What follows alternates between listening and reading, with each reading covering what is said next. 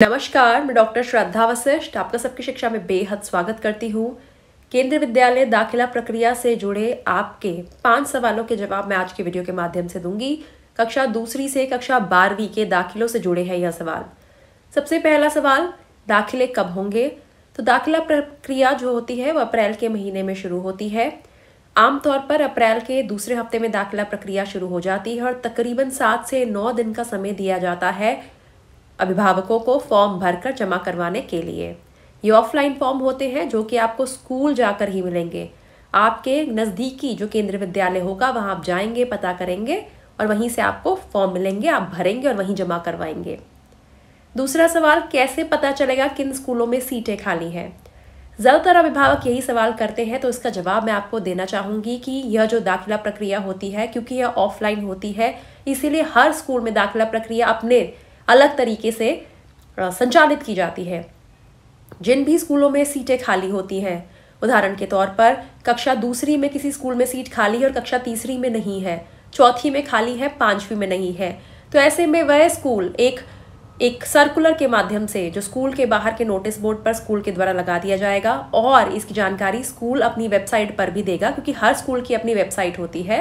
Website पर देगा कि दूसरी और चौथी में हमारे स्कूल में सीटें खाली हैं। जो भी इच्छुक अभिभावक है अपने बच्चों के दाखिले के लिए, वह स्कूल आए, फॉर्म भरे और स्कूल में फॉर्म को जमा करवा के चले जाएं। कहने का मतलब यह है कि स्कूल में सीटें कितनी खाली है इसकी जानकारी आप स्कूल के बाहर के नोटिस बोर्ड से पता लगा सकते हैं और साथ ही स्कूल की वेबसाइट को भी आप चेक कर पाएंगे। कब? जब फॉर्म निकलेंगे। एक बच्चे के नाम के कितने फॉर्म भर सकते हैं? तो ऐसा कोई भी नियम नहीं है कि एक बच्चे के नाम के इतने ही फॉर्म भरे जा सकते हैं। निर्भर करता है आपके घर के पास कितने केंद्रीय विद्यालय हैं और उन केंद्रीय विद्यालयों में क्या उन कक्षाओं में सीट खाली है जिसमें आप अपने बच्चे का दाखिला करवाना चाहते हैं। उदाहरण के तौर पर अगर आपके घर के पास 2 केंद्रीय विद्यालय है, दोनों में उसी कक्षा में सीट खाली है जिसमें आप अपने बच्चे का दाखिला करवाना चाहते हैं, तो आप दोनों में फॉर्म भर सकते हैं।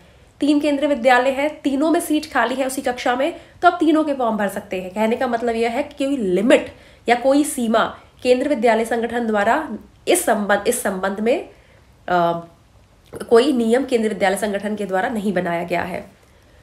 आज का चौथा सवाल, किन कक्षाओं में दाखिले के लिए इंटरव्यू होता है? देखिए, केंद्रीय विद्यालय संगठन इंटरव्यू के संबंध में बिल्कुल चुप है, यानी कि केंद्रीय विद्यालय संगठन के पूरे दिशा निर्देश जो कि मैंने बहुत बार पढ़े हैं, कहीं भी इंटरव्यू शब्द का इस्तेमाल नहीं किया गया है। इसका मतलब यह है किसी भी कक्षा में दाखिले के लिए इंटरव्यू प्रक्रिया का इस्तेमाल नहीं किया जाता, यानी कि बच्चों का इंटरव्यू किसी भी कक्षा में केंद्रीय विद्यालय में दाखिला करवाने के लिए नहीं लिया जाता।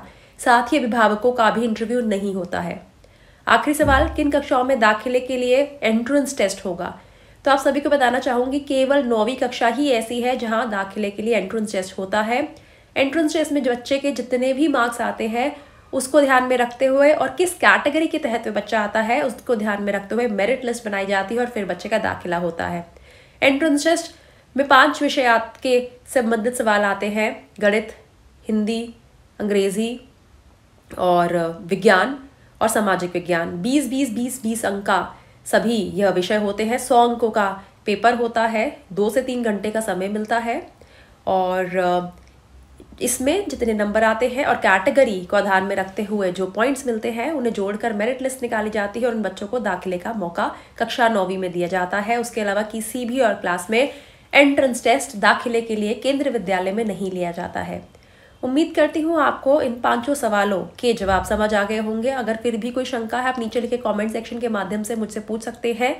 आप एक और बार फिर से वीडियो को सुनकर भी अपने जो डाउट्स है वह दूर कर सकते हैं, क्योंकि सिर्फ इन 5 सवालों का जवाब नहीं दिया मैंने, उसके अलावा भी बहुत सारे पॉइंट्स बताए हैं जो कि उन अभिभावकों के लिए बेहद महत्वपूर्ण है जो आने वाले शैक्षिक सत्र में अपने बच्चों का दाखिला दूसरी या फिर उससे ऊपर की कक्षाओं में केंद्रीय विद्यालयों में करवाना चाहते हैं। उम्मीद करती हूँ जानकारी से आपको लाभ होगा। मुझे डॉक्टर श्रद्धा वशिष्ठ को इजाजत दीजिए। नमस्कार।